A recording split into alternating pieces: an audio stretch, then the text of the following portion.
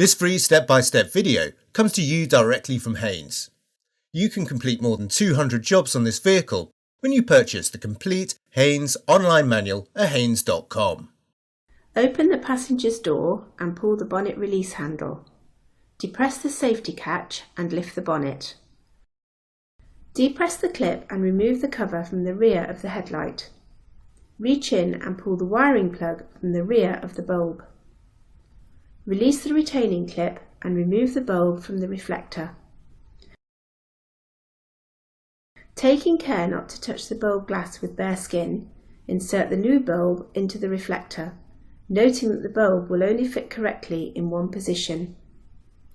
Pivot the retaining clip forwards and engage it with the catch on the reflector. Press the wiring plug onto the bulb terminals. Refit the cover to the rear of the headlight. Firmly lower the bonnet and check it's securely locked.